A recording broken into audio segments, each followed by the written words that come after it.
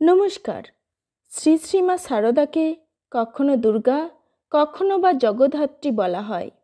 সর্বোপরি তিনি ছিলেন জগৎ জননী, এমন দেবী যিনি মাতৃ জঠরে জন্মগ্রহণ করেন ও শ্রী মায়ের অনেকগুলি ভ্রাতা ও ভগিনী ছিল। তাই গিরিশ ঘোষ শ্রী শ্রী মায়ের ভাইদের উদ্দেশ্যে কি মন্তব্য করেছিলেন এবং এই ধরনের মন্তব্য করার কারণ কী ছিল, সেই কাহিনী আজ শুনে নেব। আপনারা শুনছেন প্রণমামি জগৎ জননী থেকে। এখানে নতুন হয়ে থাকলে এটি সাবস্ক্রাইব করে শুনতে থাকুন এই ধরনের আলোচনা। ভালো লাগলে লাইক, কমেন্ট ও শেয়ার করবেন।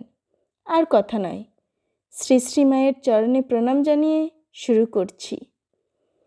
প্রসন্ন মামার মেয়ে নলিনী একজন মুসলমান মজুরকে খেতে দিচ্ছেন। পরিবেশনের সময় উঠোন থেকে ছুঁড়ে ছুঁড়ে খেতে দিচ্ছেন। হঠাৎ তার এই ব্যবহার শ্রী মায়ের নজরে এলো। মা দেখেই বললেন, ও কি রে, ওভাবে খেতে দেয় নাকি? মা নলিনীদির কাছ থেকে থালা নিয়ে নিজের হাতে পরিবেশন করছেন। তারপর যখন এঁটো পরিষ্কার করে গোবর জল ছড়া দিচ্ছেন, এমন সময় নলিনীদি বললেন, পিসিমা তোমার জাত যাবে যে। মা বললেন, ছেলের এঁটো পরিষ্কার করলে জাত যায় নাকি? উদ্বোধনে একদিন পূর্ববঙ্গের একটি মেয়েকে দীক্ষা দিলেন শ্রীমা। দীক্ষার পর তাকে পাশে বসিয়ে দুপুরের খাওয়া খাওয়ালেন। পরে তার হাতে এক ঘটি জল তুলে দিয়ে মা বললেন, হাত ধোও। হাত ধোয়া হলে তাকে আরেক ঘটি জল দিয়ে মা বললেন, পা ধোও। মেয়েটি সেই মাতৃ স্নেহের আস্বাদ পেয়ে কেঁদে ফেলল। কিন্তু মায়ের এ আদেশ কি করে পালন করে? শ্রীমা বললেন, তুমি আমার কে? সে উত্তর দিল, আমি তোমার মেয়ে। তখন মা বললেন, তবে যা বলছি শোনো, পা ধোও। শ্রীমায়ের 3 ভাই, কালী মামা, বরদা মামা ও প্রসন্ন মামা ছিলেন ঘোরতর সংসারী। টাকা ছাড়া তারা আর কিছুই বুঝতেন না। শ্রীমা কখনো কখনো বলতেন, বাবা ওরা কেবল টাকা টাকা করেই গেল, কেবল ধন দাও ধন দাও।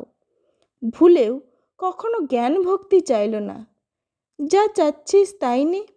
গিরিশ ঘোষ মামাদের কাণ্ড কারখানা দেখে মন্তব্য করেছিলেন যে তারা আগের জন্মে মাথা কাটা তপস্যা করেছিলেন, তাই বর্তমান জন্মে স্বয়ং জগদম্বাকে ভগিনী রূপে লাভ করেছিলেন। 1325 সালের পৌষ মাসের ঘটনা। শ্রীমা বেলা 10টা-11টার সময় জয়রামবাটিতে সদ্যর দরজার রোয়াকে বসে আছেন।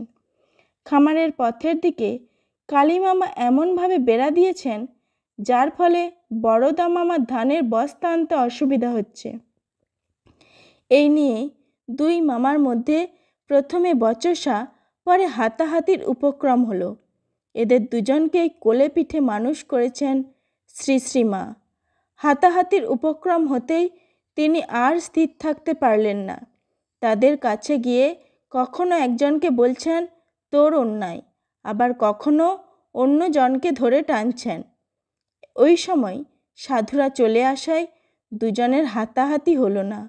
2 ভাই তর্জন গর্জন করতে করতে নিজের ঘরে ঢুকলেন। শ্রীমাও সক্রোধে বারান্দার ওপর পা ঝুলিয়ে বসলেন, কিন্তু মুহূর্তের মধ্যেই রাগ কোথায় মিলিয়ে গেল। হাসতে হাসতে বললেন, মহামায়ার কি মায়া গো, অনন্ত পৃথিবীটা পড়ে আছে, এসব পড়েও থাকবে, জীব এইটুকু আর বুঝতে পারে না। এই পর্যন্ত বলে মা হেসে কুটি কুটি। সে হাসি আর থামতেই চায় না। আবারও শ্রীমা সারদা দেবীর চরণে প্রণাম জানিয়ে শেষ করছি। ধন্যবাদ।